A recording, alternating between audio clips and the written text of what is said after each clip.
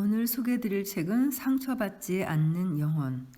저자는 마이클 A. 싱어고요. 출판사는 라이팅 하우스입니다. 먼저 들어가는 길 소개해드리겠습니다. 무엇보다도 너 자신에게 진실하라. 그러면 낮이 가고 절로 밤이 오듯이 너는 누구에게도 거짓될 수가 없을 테니까. 윌리엄 셰익스피어. 햄릿의 1막에서 폴로니우스가 아들 라이르테스에게 하는 이 유명한 대사는 그 뜻이 너무나 분명하다. 우리가 타인과 정직한 인간관계를 유지하려면 먼저 자신에게 정직해야 한다는 것이다. 하지만 라이르테스는 곧 깨달을 것이다. 자신에게 온전히 정직해지기보다 차라리 바람을 붙드는 편이 더 쉬우리라는 것을. 과연 우리는 도대체 어느 자아에게 진실해야 할까? 기분이 나쁠 때 나타나는 자아에게, 아니면 실수를 저지르고 겸연쩍어 할 때 거기 있는 그 자아에게, 우리가 우울하거나 화가 나 있을 때 가슴속 어두운 구석에서 투덜거리고 있는 그에게, 아니면 삶이 너무나 가뿐하고 환상적으로 느껴지는 그 찰나적 순간에 나타나는 그에게. 이 의문으로부터 우리는 자아라는 개념이 처음 생각했던 것보다 훨씬 복잡한 것임을 깨닫는다. 라이르테스가 전통 심리학의 자문을 구할 수 있었더라면 거기서 약간의 답을 얻었을지도 모른다.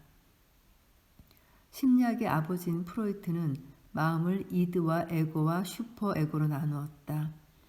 이드는 우리의 원초적이고 동물적인 본성이고, 슈퍼에고는 사회가 우리 안에 주입시켜 놓은 분별적인 반응 체계, 그리고 에고는 이 두 가지 강력한 힘의 균형을 유지시키려고 애쓰는 외부 세계에 대한 우리의 대변자라는 것이었다.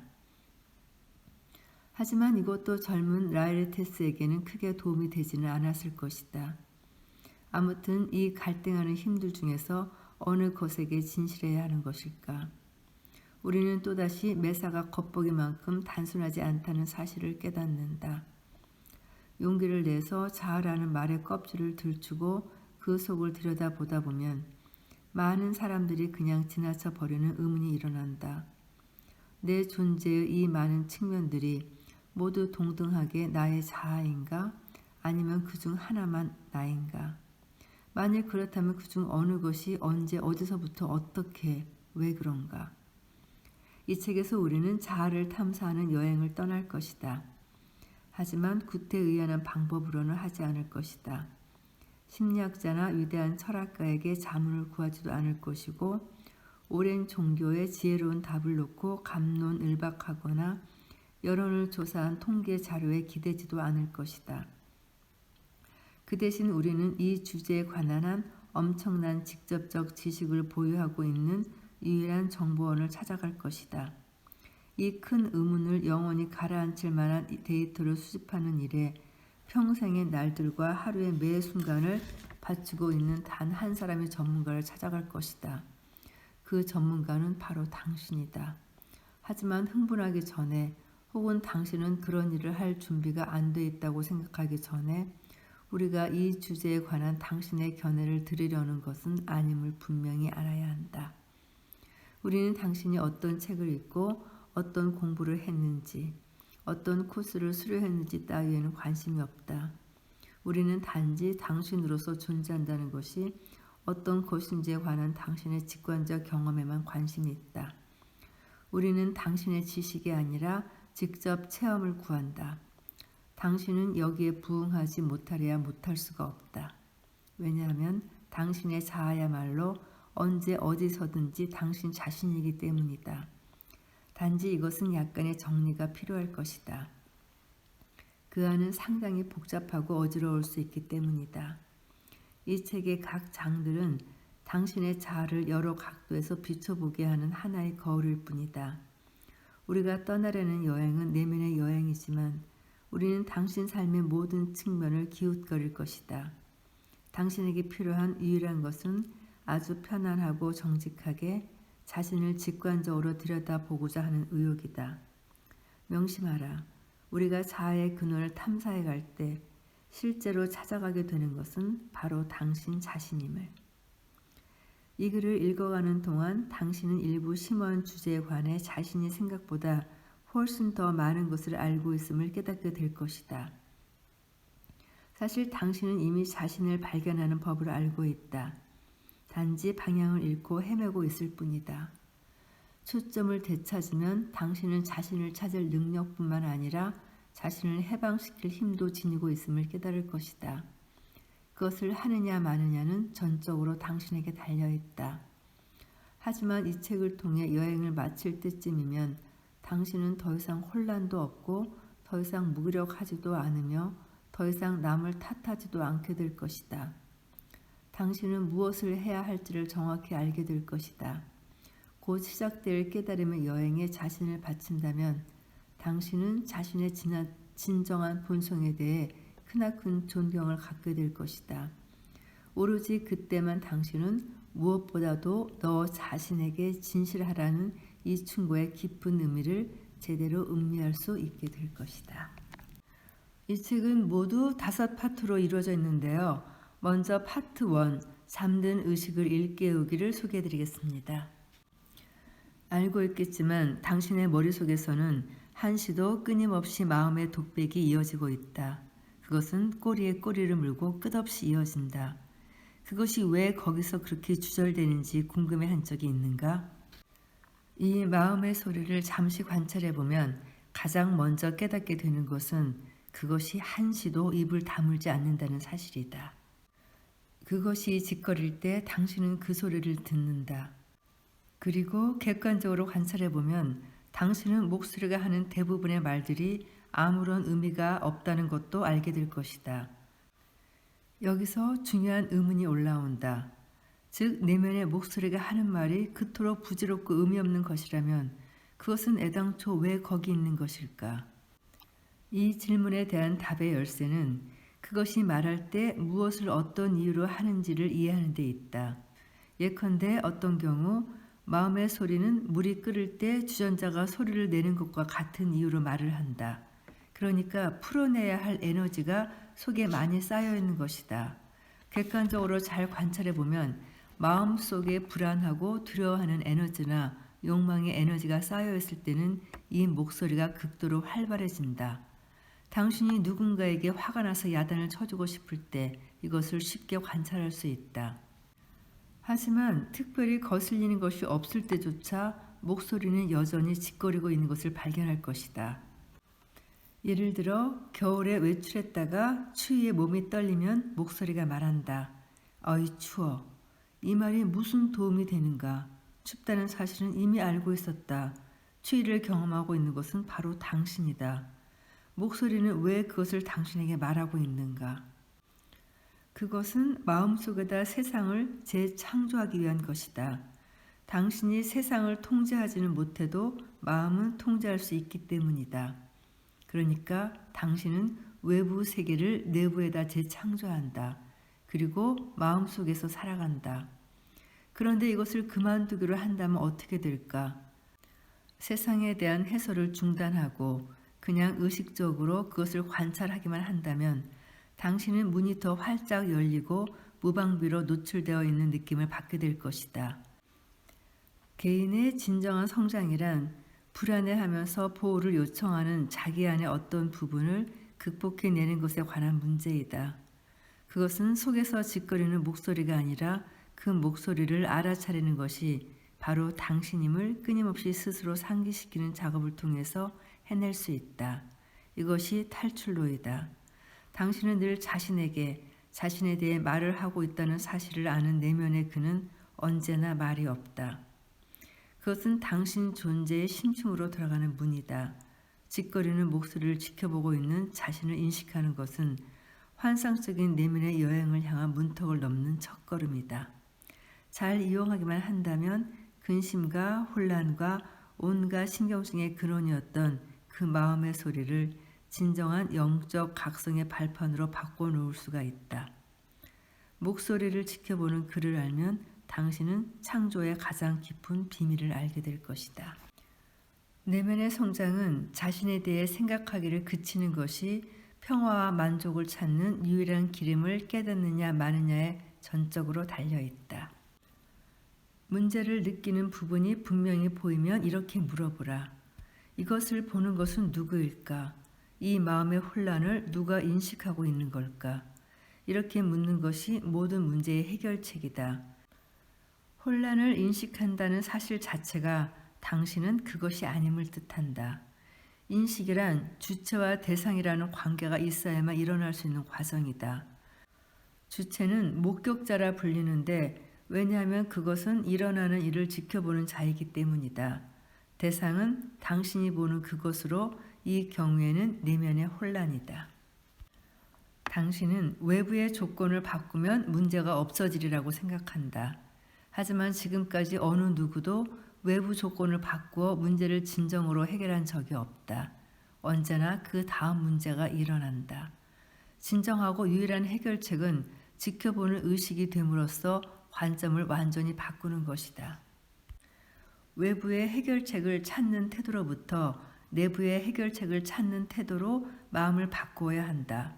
문제에 대한 해결책은 외부의 조건을 바꾸는 것이라고 생각하는 버릇에서 빠져나와야만 한다. 당신의 문제에 대한 영구적이고 유일한 해결책은 내면으로 들어가서 현실과 온갖 말썽을 일으키고 있는 당신의 그 부분을 해방시키는 것이다. 그러고 나면 그 나머지 것은 어떻게 처리해야 할지 확연히 알게 된다. 예를 들어 그 사람하고 말할 때마다 신경질이 나라고 말할 때 신경질이 나는 것을 당신은 어떻게 아는가? 당신은 거기에 있고 거기서 일어나는 일을 보기 때문에 신경질이 나는 것을 아는 것이다. 그 감정과 당신 사이에는 분리가 있다. 당신은 그런 것을 알아차리는 그다. 일단 그러한 의식의 자리를 찾아내기만 하면 마음의 혼란을 쓸어낼 수 있다. 지켜보는 것으로서 그 작업을 시작해보자. 당신이 거기서 일어나는 일을 인식하고 있음을 그저 알아차리면 된다. 그러면 당신은 자신의 온갖 강점과 약점을 다 지닌 한 인간의 인격을 목격하고 있음을 깨달을 것이다. 그것은 마치 어떤 사람과 함께 있는 것과도 같이 느껴질 것이다. 그것을 당신의 룸메이트라고 부르기로 하자. 당신의 룸메이트가 정말 어떤 존재인지를 알아내는 방법은 그것을 외부적으로 인격화하는 것이다. 당신의 룸메이트가 몸을 가지고 있다고 상상하라. 내부에서 짓거리는 이 인격체를 외부로부터 말을 걸어오는 한 사람으로 상상하라. 이제 그 사람이 내면의 목소리가 하는 모든 말을 하고 있다고 상상하라. 외부의 어떤 사람이 정말로 당신의 마음의 소리와 똑같은 말을 걸어오기 시작한다면 당신은 어떤 기분이겠는가? 마음의 소리가 하는 말을 똑같이 그대로 하는 사람을 만나면 어떻게 하겠는가? 얼마 지나지 않아서 당신은 그에게 당장 꺼지고 다시는 나타나지 말라고 소리를 지를 것이다. 그리고 그를 가는 데마다 데리고 다녀야만 한다면 당신은 단 하루도 못 견딜 것이다. 당신은 결국 마음으로부터 자신을 멀찍이 떼놓아야만 한다는 걸 깨달을 것이다. 그러면 당신은 누구인가? 한 가지 생각 게임을 통해서 이것을 살펴보자. 당신과 내가 대화를 하고 있다고 상상해 보자. 누군가 당신에게 당신은 누구신가 하고 묻는다면 당신은 당신의 이름으로 또는 누구의 아내로 또는 출생지로 또는 키와 몸무게로 또 여성과 남성으로 여러 가지로 대답할 수가 있을 것이다. 그러나 이 대답들이 정말 진정한 당신을 표현할 수 있었을까? 당신은 외부의 경험과 내부의 경험을 동시에 할 수 있다. 또 당신은 아무런 감정도 경험하지 않고 그저 마음속의 고요함만을 느껴볼 수도 있다. 결국 당신은 외부 세계의 대상들과 마음속 감정들은 그 위를 물처럼 지나가는 것임을 깨닫기 시작할 것이다. 하지만 이런 것들을 경험하는 당신은 자기 앞에 지나가는 그 모든 것을 그대로 의식하면서 있다. 나는 무엇일까? 이 모든 육체적, 감정적, 정신적 경험을 하고 있는 그것은 무엇일까? 그리고 마침내 당신은 경험을 경험하는 그를 인식하기 시작할 것이다.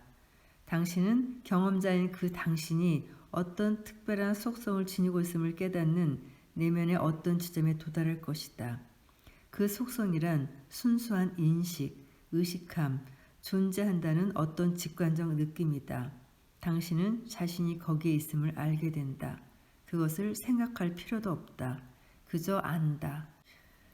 그건 마치 방 안이나 창문 밖을 한번 흘끗 바라봄으로써 눈앞의 모든 것을 한순간에 자세히 볼 수 있는 것과도 같다. 가깝든 멀든 당신은 시야에 들어오는 것들을 애쓰지 않고 인식할 수 있다. 당신은 머리나 눈을 돌리지 않고도 보이는 것들을 즉석에서 자세히 인식한다. 이 모든 것을 생각할 필요 없이 단숨에 인식한다는 것을 알아차리라. 생각할 필요도 없이 그저 본다. 이제 당신이 보는 것을 생각으로서 낱낱이 떼어내고 이름 붙이고 자세히 묘사해보라. 그냥 바라보는 의식의 순간 포착에 비하면 마음의 소리가 그 모든 사항을 당신에게 묘사하는 데는 얼마나 긴 시간이 걸리는가. 생각을 만들어내지 않고 그저 보기만 하면 당신의 의식은 애쓰지 않고도 보이는 모든 것을 알아차리고 온전히 인식한다. 즉, 의식은 순수한 인식이다. 당신 앞에 아무리 많은 것들이 있어도 의식의 스위치를 끄면 아무것도 없게 된다. 하지만 의식이 있으면 눈앞에 아무 것이 없더라도 당신은 아무것도 없음을 온전히 인식한다. 자, 이제 아까 물었던 질문을 다시 하겠다. 당신은 누구신가요? 이제 당신은 이렇게 대답한다. 나는 보는 자입니다. 나는 이 안에 어딘가에서 내 앞을 지나가는 사건과 생각과 감정들을 내다보고 인식합니다. 아주 깊숙이 들어가면 거기가 당신이 사는 곳이다.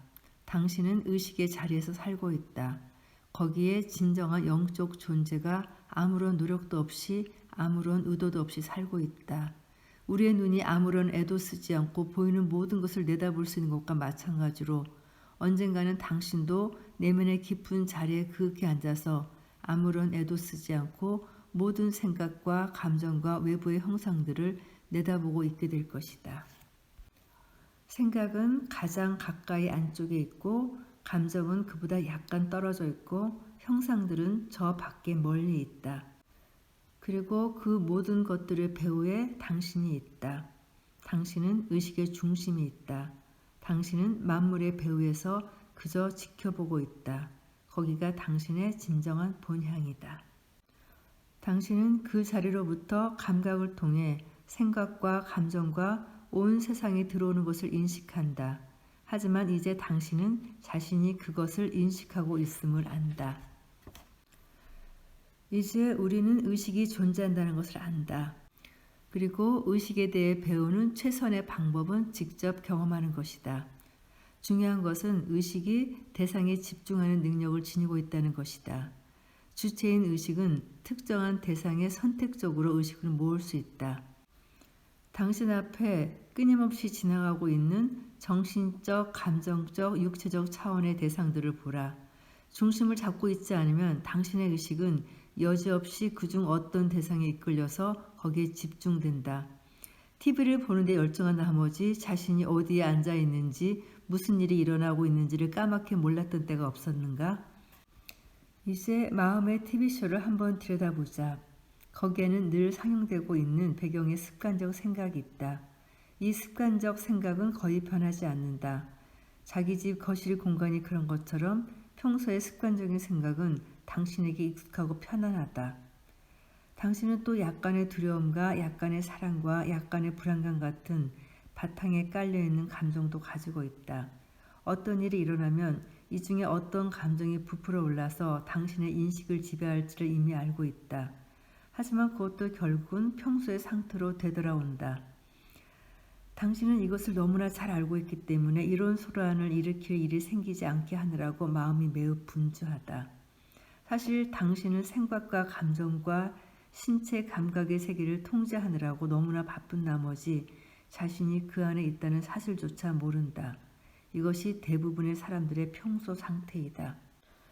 이처럼 헤매고 있을 때 당신은 생각과 감정과 감각이라는 대상 속에 완전히 빠져 있어서 자기라는 주체를 인식하지 못하는 것이다. 그러나 당신이 중심을 잡고 싶다면 일단 속으로 안녕하고 그저 반복해서 말을 건네라. 그러면서 당신이 그 생각을 인식하고 있음을 알아차려라. 인식하고 있다고 생각하지 말라. 그것은 또 하나의 생각일 뿐이다. 그저 편안하게 안녕하는 말이 마음속에서 메아리쳐 들려오는 것을 알아차리기만 하면 된다. 거기가 의식의 중심 자리이다. 의식적이고 중심 잡힌 사람과 의식이 깨어있지 못한 사람의 차이는 간단히 의식의 초점의 차이이다. 의식 자체의 차이가 아니다. 태양에서 나오는 모든 빛이 같듯이 모든 의식은 같다. 차이는 의식이 안에서 중심을 잡고 있지 않으면 그것은 대상에 완전히 함몰된다. 그러나 당신이 중심 잡힌 존재라면 의식은 언제나 자신이 인식함을 알고 있다. 자신의 존재를 인식한다는 것은 당신이 인식하고 있는 내 외부의 대상들과는 무관한 일이다. 이건 정말 중요한 얘기 같은데요. 이 차이를 정말로 이해하고 싶다면 의식은 어떤 것에나 집중할 수 있음을 깨닫는 데부터 출발해야 한다. 그렇다면 만일 의식이 자기 자신에 집중한다면 어떻게 될까? 그런 일이 일어날 때 당신은 생각을 인식하는 대신 자신이 생각을 인식하고 있음을 인식하게 된다. 의식의 빛을 의식 자체에다 되붙인 것이다. 당신은 언제나 뭔가를 의식하지만 이번에는 의식을 의식하는 것이다. 이것이 진정한 명상이다. 일단 의식 그 자체를 의식하게 되면 당신은 전혀 다른 상태를 경험한다. 이제 당신은 자신을 아는 것이다. 깨어난 존재가 된 것이다. 그것은 정말 세상에서 가장 자연스러운 일이다. 나는 여기 있다. 여기에 늘 있었다. 당신은 깨어났다. 이것이 영성이다. 이것이 참나의 본성이며 이것이 진정한 당신이다. 의식 속으로 물러나서 제자리로 돌아오면 이 세상은 더 이상 골칫거리가 아니다. 그것은 당신이 지켜보고 있는 무엇일 뿐이다. 세상은 끊임없이 변한다. 하지만 그것이 문제라는 느낌은 없다. 당신이 작고 한정된 대상에 집중한다면 당신의 의식은 작고 한정된 것으로 느껴지게 될 것이다. TV에 온통 마음이 빼앗겼을 때 일어나는 일이 바로 그런 것이다. 마찬가지로 인간의 생각과 감정과 감각의 세계에 온통 집중해 있는 대신 물러나서 모든 것을 바라볼 수 있다. 유한으로부터 무한으로 옮겨갈 수 있다. 그리스도, 붓다, 모든 시대와 모든 종교의 위대한 성자와 현자들이 우리에게 들려주려고 애썼던 것이 바로 이것이었다. 오늘 이 책의 첫 파트 부분, 잠든 의식의 일깨우기 편을 봤는데요. 심오한 내용이고 어렵지만 가장 기본적이고 또 꼭 정확하게 알고 넘어가야지만 그 다음 단계를 이해하는 데 도움이 될 것 같아서 좀 긴 녹음을 했습니다. 다음 시간에는 파트 2, 에너지를 경험하기, 그리고 아마 파트 3까지 할 수 있을 것 같아요. 그럼 다음 시간에 다시 이어가겠습니다. 감사합니다.